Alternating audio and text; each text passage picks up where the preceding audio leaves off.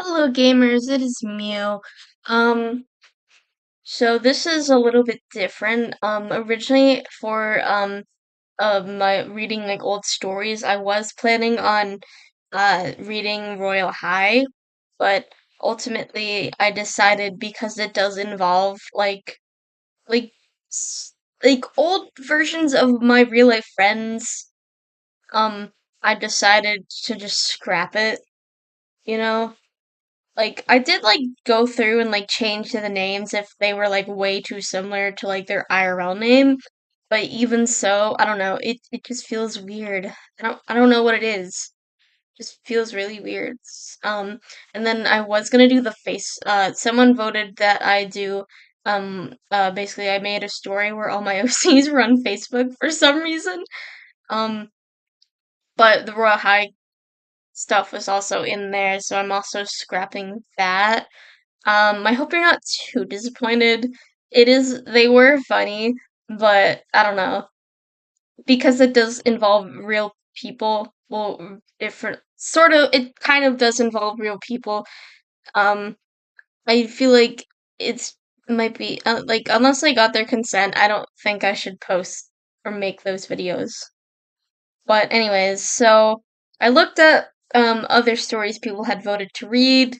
Um, and after like there was like three other options because like I since I'm axing those two stories, those were the only stories I had two votes, so we were down to the ones that just had one vote. But I decided we would read Tribes and Clans. I haven't read this before in a long time. All I remember is that it's basically a planet where furries are real. And then they have like all these like different like clans and stuff and tribes and whatever. Let's just start.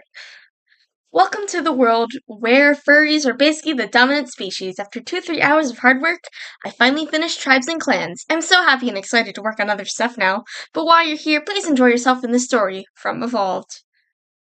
On an unknown planet lies animals that have evolved to be more human-like. There are tribes of the animals, and the one we'll be focusing on is the wolf tribe. All places outside of the city in the wolf tribe are clans. That was phrased kind of confusingly, but okay. Most wolves tend to be party animals, but there are some people that are totally out of that stereotype. And that's who Clover and Aida are. Different. They're different and not like other girls. Do you think we're ready to make a new clan? Asked an Arctic wolf as she looked at a paper. I think we have a name and an alpha and a beta, so we have the bare minimum. Ida pointed out, and the two headed to the leader of the wolf tribe's office. Her name was Mackenzie Irvin. She was in her purple sparkly dress as usual. What do you girls need? Asked Mackenzie as she turned up from her work. Clover nervously handed her a small piece of paper with her very basic information. Mackenzie quickly reviewed the info. Okay, I like your name, and I can already tell you've got your alpha and beta, but you need to find some more people for Mackenzie explained, but she was interrupted. Sorry, I'll go do that and get more people, forgave Clover as she and Aida headed out the door. Whoa, chill. You guys can still make your clan. You just need to have people audition for it. Um, I mean, I guess an audition kind of works, but it is also kind of weird. This isn't like. Oh, that was the dishwasher. She explained. Plans hadn't been made in a long time, so Clover and Aida could only find outdated info on what they need to write down. Mackenzie instructed them to do auditions, handed them a piece of paper of required jobs and how many they needed. Aida and Clover quickly out of some posters for needed jobs. They went to their homes, with Clover going uptown Narnavik, where the nicer part of the city and rich people lived, and Aida going downtown Narvnik, the dirty part of the city where poor people lived. Damn, class divide. The girls discussed meeting at the coffee shop with the people who wanted to apply for a job in their new plan. As everyone gathered in the coffee shop, a worker at the shop said their party was too big to be in the shop, and they should try the theater across the street where auditions were frequently made. Everyone went across and watched as the last audition for an opera was being made as they heard loud singing. As they filed out of the room, Ida and Clover went inside and sat in two seats and pulled up a table with sheets of paper to make notes on whether or not people would be good. Okay, I'm confused. Is the theater free? Did they not have to be like, "Hi, we're booking this for like I don't know, a couple hours." Okay. All right, we'll just make this like school play auditions. Who's first? Clover asked. The first person who went on stage was a boy with black hair, black fur and hair and yellow eyes. Clover and Aida could tell he was one of the few wolves that looked and preferred a natural look, as many wolves started to get more and more natural colors to become the unnatural, and naturally colored wolves were sort of going extinct. He wore a white v-neck shirt and a thick black jacket with black leggings, all with some holes in them. Based on his looks, they could assume he either likes wearing super casual clothes with holes in them, or he was poor since the clothes didn't look super clean. So, my name's Damien Newell, and I'm applying to be a guard. I don't have super high guard education, but the farthest I got in guard school was graduating from high school. I'm poor and I was a C student at best, so I didn't really get into college, explained Damien. You have proof of all this, right? Asked Clover. And then I die. Clover asked Clover. Damien nodded as he handed his driver's license and his high school diploma. Alright, this looks legit, so I'm gonna put you down to be a part of the team, but I have to announce something. I am collecting people for a new clan, so if you're added, you will have to relocate. If anyone doesn't want to be relocating, please exit the premises. I would think she would announce that before, but okay. Clover announced. A few people left. Clover let Damien sit down when she takes the rest of the people's auditions. Hello, my name is Socorro Tapaya, or Coco, as many know. You may know my older sister, Isabel Tapaya. I'm a matchmaker like her, but my problem is I can only matchmake people if one of them is some kind of celebrity. You know Mackenzie and her fiance, right? I was the one that match made them together. I have proof too, Coco explained as she handed her driver's license, diploma, and degrees, and also documents on Mackenzie and Robert's relationship, along with many other notable celebrities, few being just normal everyday people she didn't recognize. She also handed a folder with failed relationships, all being normal people. I hear music?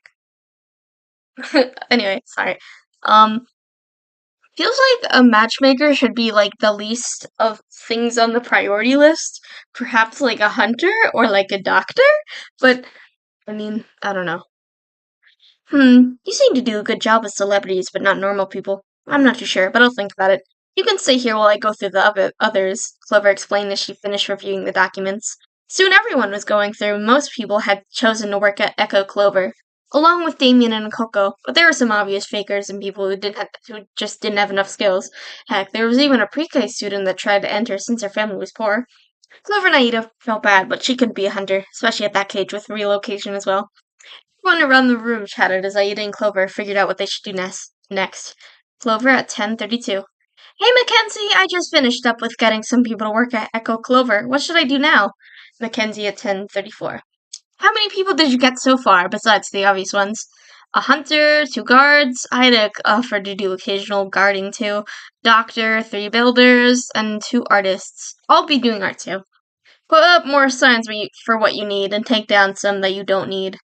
If you find more people than what you need, it'll be fine either way. Clover stood up suddenly and announced to all the people around her. Tomorrow I'll be doing more auditions for this. I won't be calling you back here until I have enough people to make the clan. Please be prepared to move out because I plan on moving to our new clan very, very soon. Don't forget to write your names and contact info in the paper before you leave. Everyone but the two girls filed out of the room. Ida and Clover pulled the sheet off the wall and put in all the phone numbers, saved the emails, and wrote the addresses in their notes. Same time tomorrow? Clover asked, and Aida nodded. Both the girls headed back to their home, and Clover decided to paint a beautiful still life of the Clovers in her backyard, the one her parents decided to name her after. Ida headed to her house, which is just a box without fucking barely any food. That's fucking comical. Is that She started to train herself by practicing punches. These girls led such different lives, yet they somehow managed to get along. Nobody really knew how they did it, since the rich mostly thought the poor were lazy for not getting jobs, while the poor mostly thought the rich were greedy money hogs using and saving money for their own gain, and not at least trying to help their already flawed world. Okay, damn, I think Young Me seems a bit base, not gonna lie. The next day, both the girls met again at the audition theater. While it was still a little early, and since Aida mostly practiced kicks and punches throughout the night, she ended up falling asleep, which Clover allowed since she understood what it was like to be poor. Once she ended up losing her in an overcrowded mall. She had no idea what to do, and she, being 5, ended up in downtown Narnavik with a bunch of other poor people.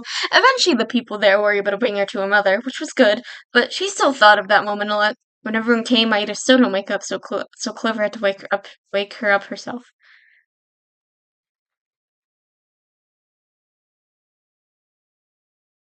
Okay, I lost my thought because I was like thinking that's how they met as kids, but no, it was not. Aida, everyone's here! Shouted Clover. Aida groaned as she woke, and she shook her head. Let's do this, Aida dramatically said as Clover giggled. They set to work as they started collecting everyone that they needed. As soon as they finished, someone else walked. Walked? Okay. Am I late for the auditions? The boy asked. Everyone could tell he was a dingo, due to the light brown color and shorter, less fluffy tail. His hair was a darker brown and his clothes were super casual. Blue jeans and a white t-shirt. Yes, but that's okay, Clover reassured. Good. I'm Christian with a K and I'm applying to be a guard. I did get through college, but I had to drop out after sophomore year because my little sister was born, and my parents were constantly working to make us money since I'm poor. Don't you mean we? But okay. He handed his driver's license, high school diploma, a few worksheets he worked on in guard school, and his paperwork to drop out. All right, looks good. Did you ever get a chance to get back in? Clover asked out of her own curiosity. Well, downtown you have to pay for a babysitter. It's super cheap, but compared to what we have, and that means we have to give up eating any food. Also, would it be alright if I were to bring my sister? What about the parents? Sure, I can also have your parents come too. I could teach them all I know about being an artist since I wanted to be that when I was little. I feel like that's not helpful at the moment, but I don't know. I'm a self-taught god, so I could always teach you more about being a guard, maybe along with your parents, Aida offered. Clover decided she'd try to do something that could teach the poor how to do certain jobs. Aida set to texting Mackenzie, since she thinks she had everything we needed. Aida. We finished with auditions for today. An alpha, no alphas mate. A beta, no alphas mate. 3 hunters, 4 guards, 3 doctors, 2 kid watchers. A babysitter. It's a fucking babysitter, not kid watcher. That sounds really suspicious. 3 builders, 2 artists, 5 teachers, and a trader. So one of the guards' parents and sister. Since I'm not too busy today, I'll help you guys move there. How about at 1 we start moving? Sounds good. I'll let everyone know. Ida stood up. Everyone, it was confirmed that today we'll be moving. Everyone is permitted to collect their things and bring whatever they like. Please meet back here by 1. I feel like this is poor planning. They should have waited like a week. That would have been better. After the girls collected more contact info, everyone left. Should we grab something to eat before we get our stuff? Asked Clover. Huh? No, you don't have to do that, Ida reassured Clover. Come 1, you don't have too much money, so that's the least I can do, Clover smiled, which made Aida give in, and they headed to a breakfast diner since Clover and Aida didn't eat when they left for the theater. Soon it was almost 1 and everyone had arrived. So, can I meet your family? Aida asked. Christian nodded and he motioned for his sister to come. This is my sister Kelsey, she's 3. Aida waved to her as she said gibberish among a couple of other words, which made Aida giggled a little bit. Soon Mackenzie burst in. All right, everyone, we're going to be leaving in a few. We're going to do some carpooling here. My car is 7 seats, so Clover and Aida will come with me, and the rest can just hop into any of the cars in the front. Mackenzie took Clover and Aida away, and Clover took the passenger seat, while Aida sat behind Mackenzie. To Clover and Aida's surprise, Christian and Kelsey came in, with Christian in the middle and Kelsey behind Clover. Soon, Coco and Damien hopped in the back seat. Let me make sure everyone's in the cars, Clover said as she hopped out and scanned every car, which she was pretty sure the other cars were Ubers. All right, let's hit the road. Clover gave a thumbs up to Mackenzie as she hopped back into her seat. Mackenzie hit the gas pedal and everyone was on their way. After about 4 hours, everyone finally got to their new clan. Mackenzie waved as she drove away along with the Ubers. After 8 hours, everyone decided to help the builders build their new houses, and with everyone working together, the builders were able to build all the needed buildings. Everyone got a house, with Christian sharing a house with his parents and sister. The builders also built a warehouse for them to use as well. The clan already had a wall up, considering this area was actually once another clan that the owner went bankrupt since life there wasn't so pretty. There also happened to be a couple of buildings left over. The old office from the last gun was there, so Clover and Aida cleared out and they put their stuff there. There was a pretty fireplace near the entrance with some firewood, and it was an area for the hunters. There was a hospital farther down, which the doctors cleared out immediately. There was also a storage area for the traders, which had a bunch of neat stuff that the traders set out to try to do something with all the items immediately. Items? What the hell are items? The builders had to build the rest of what the clan was missing, while Clover and Aida set out to immediately give everyone directions. The hunters were to start finding food, the guards were to go outside the gates and stand on the sides, while the other hunter was to patrol on top of the walls. Since there wasn't really anything going on for the doctors, they were to clean out the hospital and be on standby in case something does happen, and to ask Clover if they need to but something, I think, that was meant to be by for the hospital. The kid watchers were to watch over Kelsey if her parents needed it, but they were allowed to not do anything. The artists were to start decorating the houses by painting some pictures and possibly making some furniture. The teachers were also allowed to be on break too. The trader can polish and clear up the stuff in the warehouse to trade with the nearby clans, and Coco was to rest for the day. Ida and Clover headed to their new offices and started to handle the paperwork for making Echo Clover an official clan. Soon the hunters called for dinner, and the poorer got their food first, and the richer got their food last. There was leftover food, but Clover made sure everyone got at least some food before the seconds.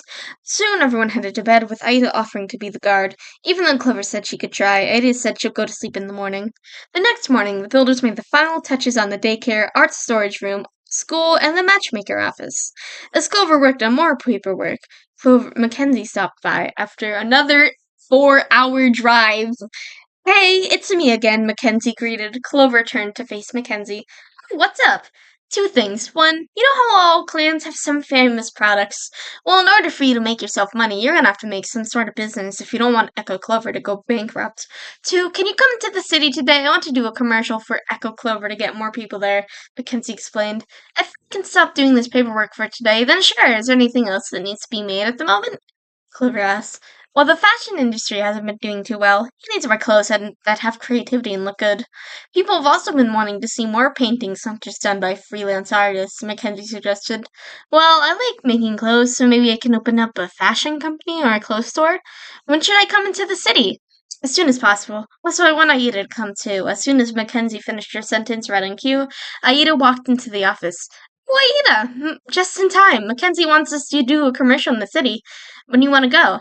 Let's just get it over with right now, Ida suggested. As Clover and Ida left, they announced to everyone that they would leave the city for the day, and they hopped into Mackenzie's car, with Clover in the passenger seat and Aida behind Mackenzie, who slowly ended up falling asleep. As soon as they got there, and Mackenzie directed the girls to say whatever they felt needed, and everyone in the Wolf Tribe will get the commercial, so hopefully more people will move in. I said that kind of confusingly, but okay. Soon they were on there. Hello everyone, you may know me as Clover LeBlanc, and I want to talk about the formation of my new clan, Echo Clover. Clover cheered as she enthusiastically raised a fist in the air. I'm her best friend, Aya Boside. I'm sorry, I don't know how to pronounce that. And the beta of Echo Clover. You see, what we want to do together is have a place for people who aren't like the typical stereotype of wolves being party animals. We want anyone different from the stereotype to come to our clan, Ida introduced herself. I also hope that soon I can open my own fashion line too. It'll be called the Lucky Line, and I'm just so excited for these things to happen, Clover Beans. I hope we can see you soon once Echo Clover has more houses, Ida smirked. Then Clover and Aida waved by as the commercial ended. The girls then checked the time, seeing it was 3. Clover and Aida wondered if they should head home or stay. Clover texted the giant group chat for everyone to get everyone's thoughts. We just finished filming the commercial. We don't know if we should go back or stay. Is everything fine at the clan? Yes, just stay. Wait, who are you? The artist didn't say a word when he saw me. Oh yeah. Did you even go outside to see if everything's fine? For a second, yes.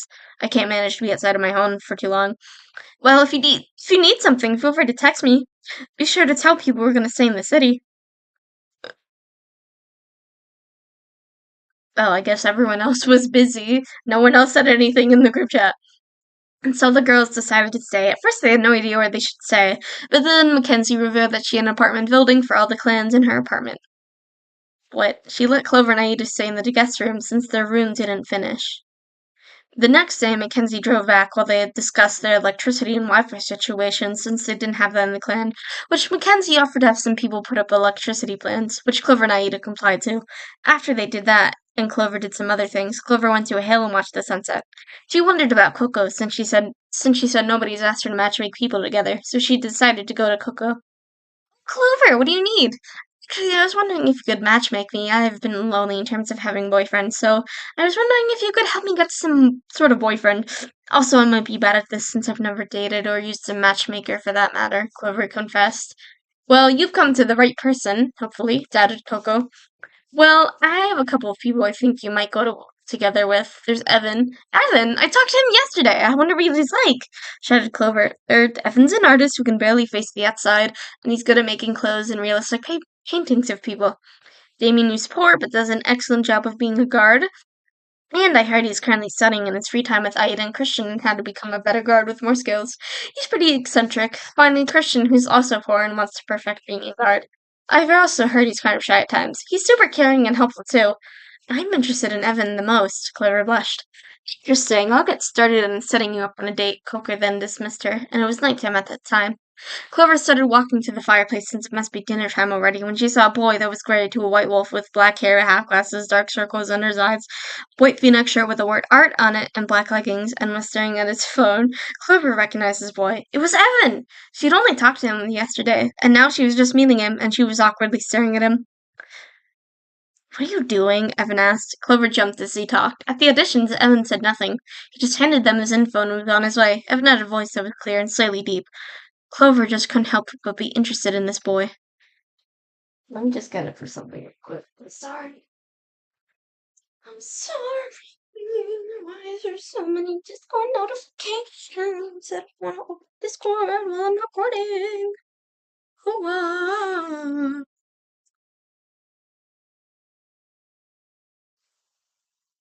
nothing, croaked Clover. Evan just headed to the fireplace, and Clover followed him a bit farther away, since she didn't want to seem weird. She noticed that when Evan got there, he just grabbed some food and went on his way. Oh, that's okay.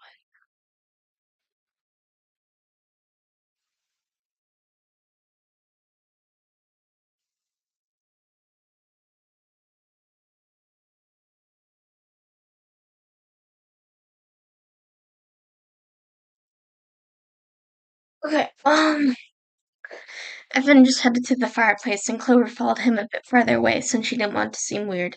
She noticed that once Evan got there, he just grabbed some food and went on his way. Clover felt bad, but understood that he was very introverted, since she is also introverted at times as well. The next day, Clover finished up all her work, then she decided on making her first outfit for the Loki line. Clover didn't want to make her builders build something else, so she was going to Stella at the nearest boutique. She sketched up a pretty white dress with some green four-leaf clovers.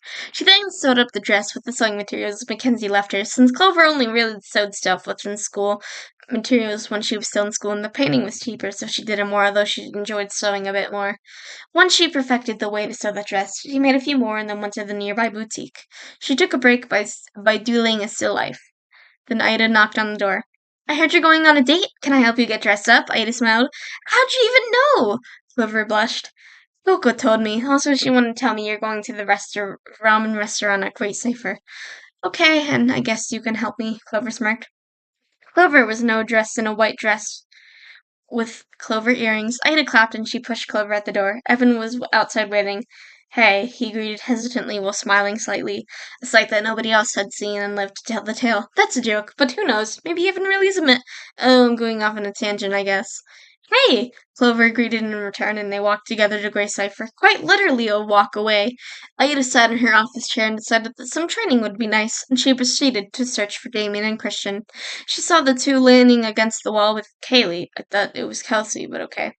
Well, if it isn't a beta, Christian greeted, you could also, greet her normally. Damien told him off. Christian raised a certain finger at him, and they continued to chat.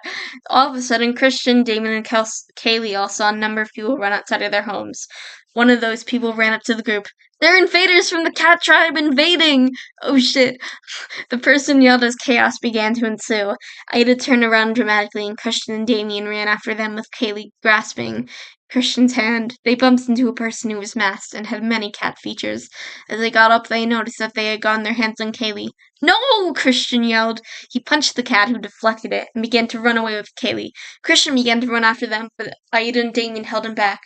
As the cat moved their pointed finger over his neck and held a knife over Kaylee as well before running away. Let me go, he yelled, his voice quivering.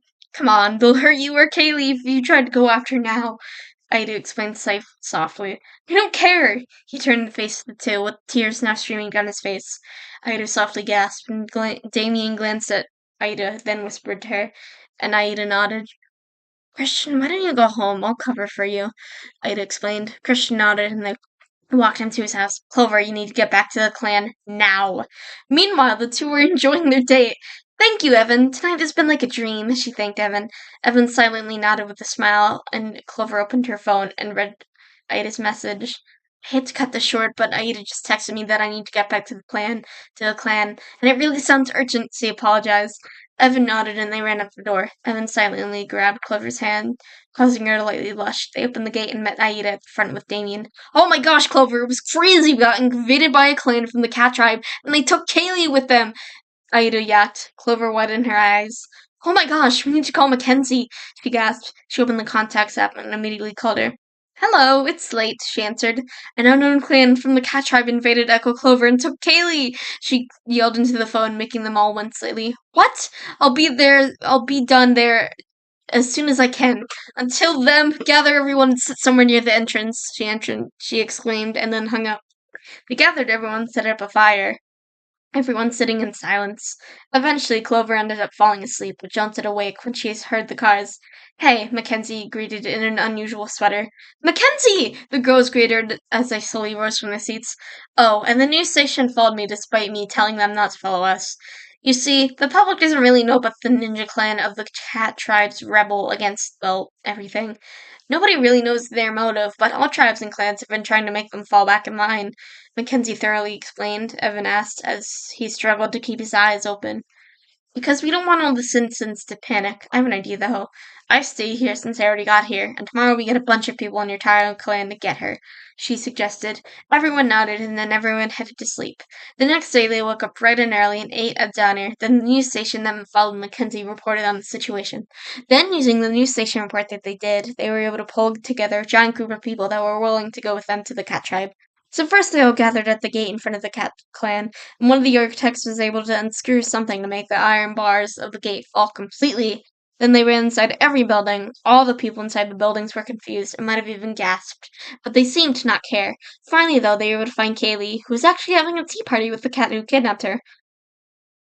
What? Everyone exclaimed at the same time. Christian grimaced and he marched to Kaylee and picked her up. I want to know what gave you the right to take my sister away, he fumed. Funny story, I want to make a peace treaty between my clan and everyone else, but no place is willing. I was hoping maybe we can sign a peace treaty. You can even throw me in jail if you have to, she fretted. There was a long silence throughout the room. Okay, Clover responded, suppressing the whole room. What if he's signing the treaty just to attack again? Mackenzie worried. We'll deal that if that happens, when it happens. I think I can trust her, though, she exclaimed. Mackenzie sighed and they signed the treaty, and the world of tribes and clans became more peaceful. That is not what I expected the story to, or that's not how I expected the story to go, to be honest. It's kind of comical, actually. But, yeah. It's not as funny as I thought it was gonna be, but I enjoyed it. It was probably a good idea. I decided to make it just a short story rather than like a full-on story. I am curious though. I want to check my drafts because I want to know if I like ever had more plans. In a world where half of animals have evolved to be more human, like Clover LeBlanc and her new best friend, not new best friend, Ida Seed form their own clan. What adventures will occur in their new clan? Okay, there was definitely more because I remember like originally I wanted this to be have like multiple chapters, but I condensed it into a short story. But honestly, making it a short story was probably the best idea I could ever hope to make or think of. So, um, but yeah, uh, I'm hoping I can get out like more regular videos soon. I am a little worried though because I am kind of starting to slowly run out of stories um to read. So, um whenever I finish reading all of those, I'm gonna have to think of what the hell else I'm gonna do that's like an easy video. I mean, I do have a couple ideas, but the like easy video ideas like there aren't quite as many I have compared to like reading old stories. Maybe someday in the future we'll read like really early versions of like stories that I'm working on now. Like there's a few early versions of Kingdoms and one of them is really bad. Maybe one day we'll read that once book 1 of Kingdoms comes out. I don't want to read it. I don't want to read the early version of it too soon. I have to wait and see and find a good time to do it. And I don't think now is a good time to do it. But anyways, I think that is it for this video. Thank you for watching. I have no clue what will be my next upload, but I hope you enjoy, and that's all. Bye!